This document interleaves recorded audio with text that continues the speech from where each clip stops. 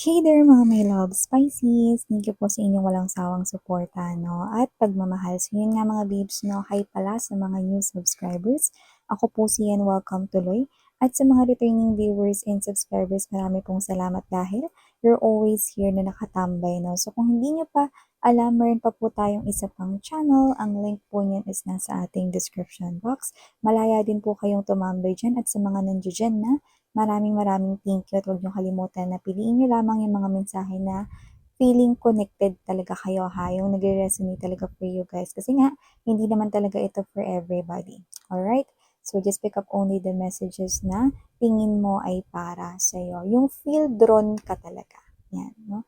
So, before we start this reading, ang content pala natin, no, Pisces, is that we're gonna take a look at ano ba yung mga worries or mga alalahanin mo. And we're gonna get no advices from this person, angel guides, no, kung paano ba ito dapat na harapin or i-deal ang ganitong klase ng situation. But before we start, you know the drill naman, wala po tayong gender dito. So, babae, lalaki, LGBT, lahat kayo welcome.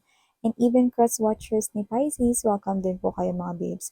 Everybody, pwede nyo i-flip yung roles kung gusto ninyo since this is general reading at lahat din kayo ay may free will na pwede nyong gamitin anytime, anywhere. So let's go ahead and check these messages right here for you guys.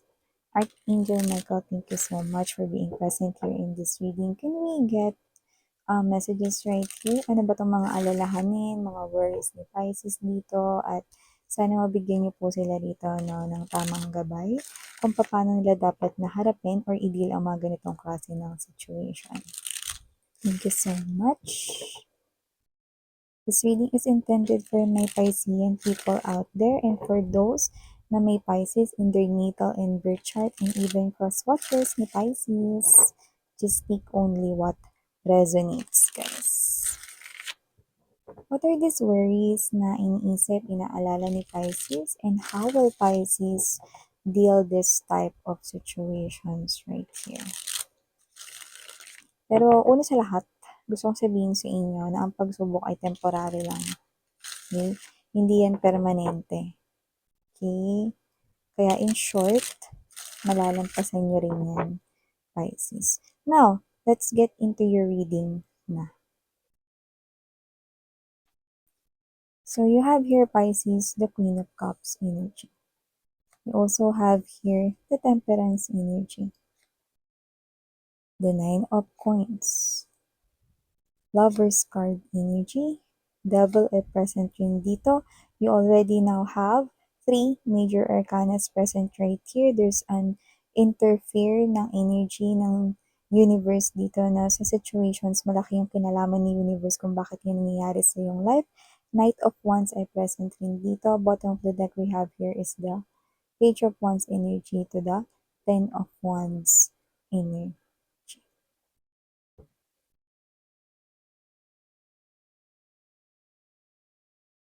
So, Pisces, no, sa nakikita ko dito, mukhang meron dito kayong inaalala, no? Maaring meron pa kayo ditong hinihintay na taong magbabalik sa inyong buhay. Yun na nakikita ko dito. Maaring ito ay isang ex, no, or isang tao na hindi mo naman naging ex, no, pero nagkaroon ka ng feelings sa kanya. So, ang wini-worry mo dito is, iintayin mo pa ba siya na magbalik dito? Kasi yung iba sa inyo, possible na wala naman kayong guarantee or walang assurance, pero maaring may iniwang pangako because I'm seeing someone here waiting and holding on doon sa klase ng pangako na yon. Pero nagdadalawang isip na rito, lalo na meron ako nakikita rito na maaring may isa pang parating sa buhay ninyo or baka dumating na nagkaroon na rito ng pagpipilian or options, no? So, hindi mo alam kung dapat mo pa bang intayin o hindi mo na dapat intayin or hindi mo na dapat paniwalaan ang isang pangako from long time ago. Uulitin ko lang, hindi naman talaga mga babes, no, ang mga readings ay dapat ninyong sundin kasi may sarili naman kayong free will na pwede mong gamitin. So, dito nakikita ko na medyo worry or parte ito ng alalahanin mo because mas matimbang pa rin kung sino man yung hinihintay mo. Pero, parang ikaw ito na wala kang kasiguraduhan sa kung yung sino man yung hinihintay mo ay magbabalik pa ba or meron pa bang chance na maging kayo, no, Yan. So, yun yung nakikita ko rito. Ulitin ko lang, pwedeng ex mo yun, pwedeng hindi rin naman naging kayo, pero maaring nangakong siya ay muling magbabalik at sa muling pagbabalik niya, maaring ipagpatuloy niyo na ang inyong pag-ibig. So, yan, no? So, okay, spirits are saying right here, mga babes, no, it's your choice if you're gonna wait for that person right here, but with this lightning in the background, it looks like this is something here difficult for you. Okay? At ang nagpapabigat at nagpapahirap dito ay walang iba kundi ang iyong emotions. Because you're afraid, okay, that baka bumalik yung tao na yun, tapos nasa isang relationship ka na, and you're afraid na maaaring isipin niya na hindi ka nakapag-intay or whatever, no? So, mga babes, okay? Huwag kayo masyado mag-overthink sa ganung klase ng aspeto, no?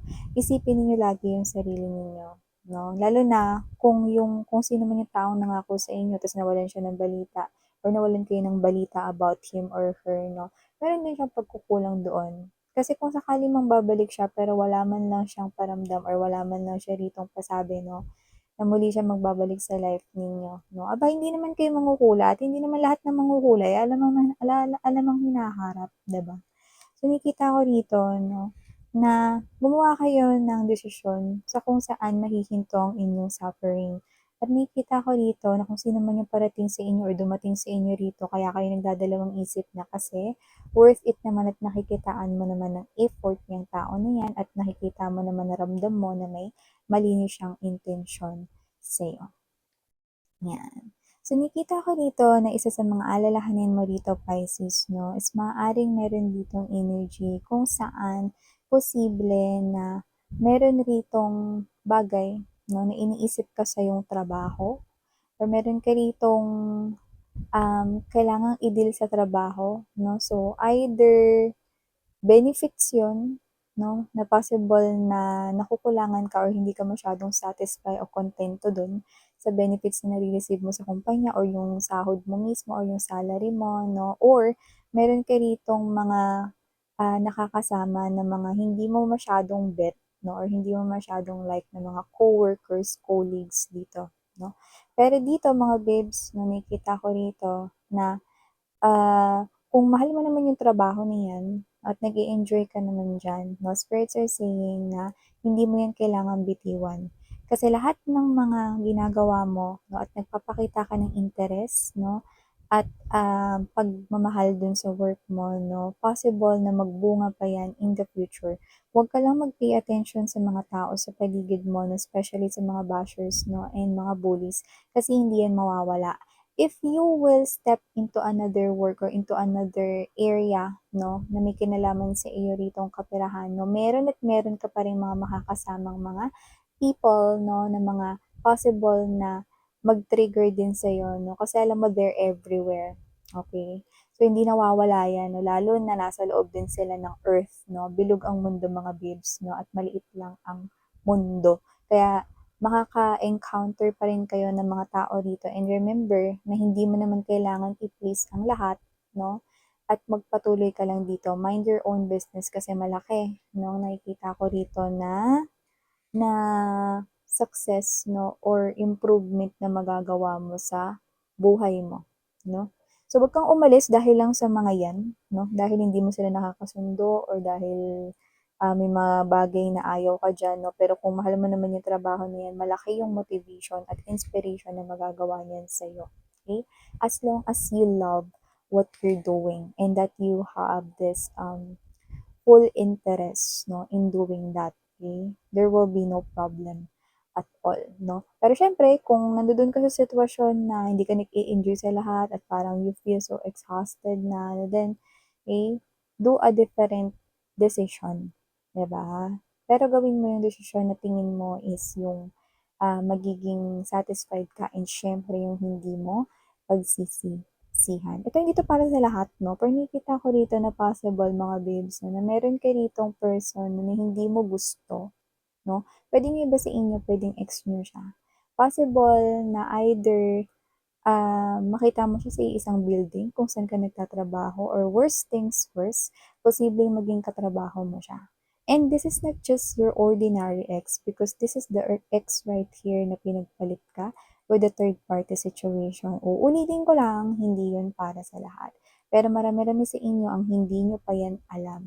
At maaaring dyan siya lilipat sa kung saan man malapit ang workplace mo, no? Hindi ko naman nakita dito kung sinadya niya ba yung gawin o talagang dyan lang talaga siya nag-apply ng trabaho, no? Or dyan lang talaga yung negosyo na tinayo niya or whatever, no? But this is something here that's difficult for you because that person here hurt you once. Okay? There's betrayal. Pinagpalit kayo ng tao na yan, no? And parang ikaw to naalibadbaran kayo sa fest niya. Pag nakakasalubong niyo siya, no? Or nakikita niyo siya, no?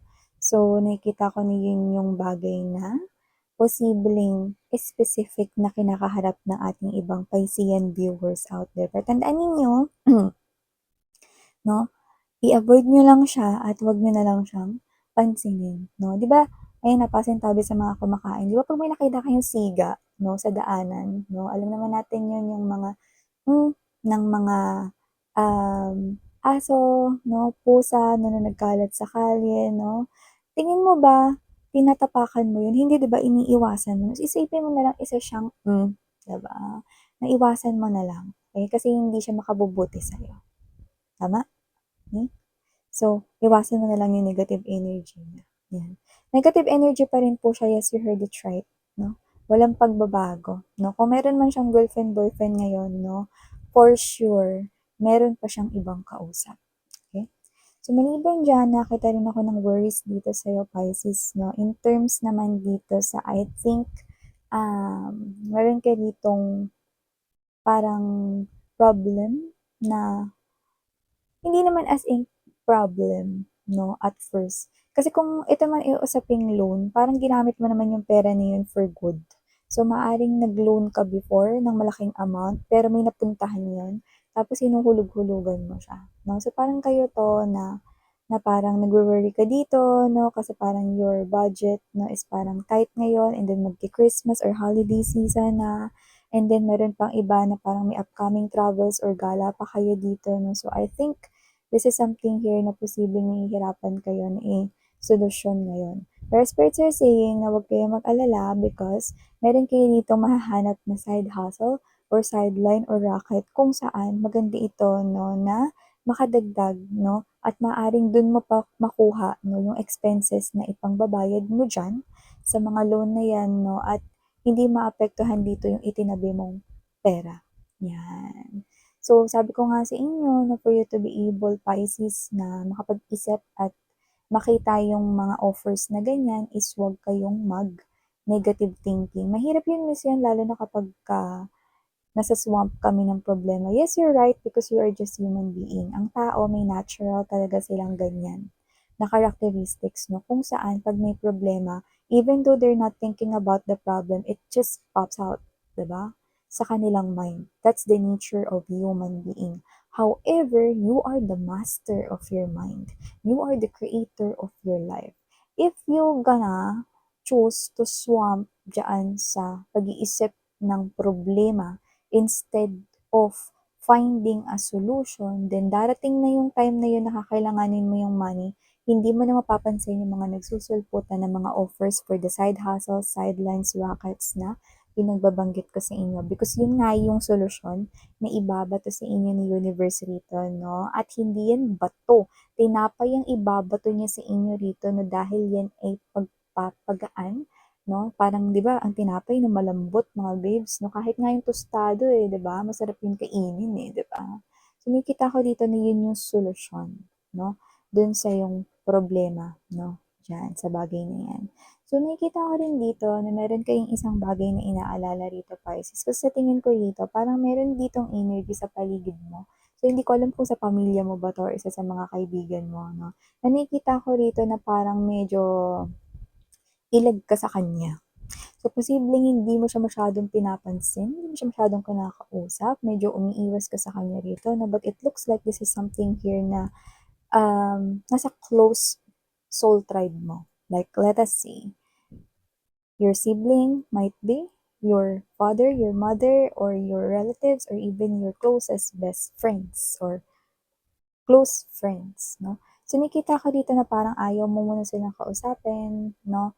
Pero nakita ko rin dito na parang nagwo-worry ka na what if hindi na mabalik yung dati niyong samahan ng person na yun. Ulitin ko lang, it's not about romantic feelings lang. Actually, it could be a family issue right here or a friendship right here, no?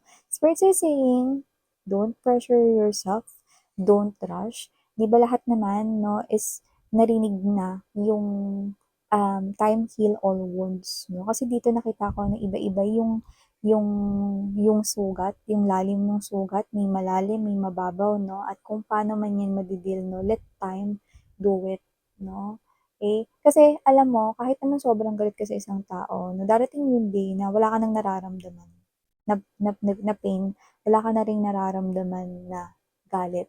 However, 'no, doon pa lang magsisimula yung makakapag-isip ka ng maayos, 'no?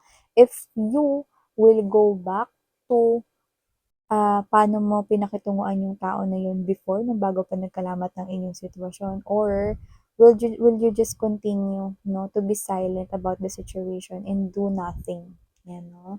Kasi puwede rin naman yun, eh, as long as you're finding here peace and serenity. After all, importante pa rin 'no, pagkakaroon ng peace of mind at kalmado ang energy mo because at the end of the day, ikaw at ang sarili mo lang ang puwede mong pagkatiwalaan. Ikaw ang master ng iyong destiny 'no, at ang abundance, prosperity na nilalakad mo, na gusto mong ma-fulfill 'no, na wish mo in the future 'no, ay ikaw lamang yon. Ngayon kung ang tao na yun ay makakasagabal 'no, kung magbabalik ka doon sa paano mo siya pakitunguan sa umpisa pero hindi ka naman talaga gano'n kabukas sa gano'ng klase ng sitwasyon, then don't do it. Just continue to be silent. That's what the spirits, no, I advise sa'yo. Go where you feel that you are like a wave, no, going smoothly, no, na nagagawa mo ang lahat ng mga bagay na gusto mong gawin sa iyong life, no, without any interruption, no. Importante dito na unahin mo ang sarili mo. So yeah, these are all the messages we've got right here for my Piscean people out there. Thank you so much for your time. And again, I'm Yan, Sarang Heyo, Love and Light. Yeah.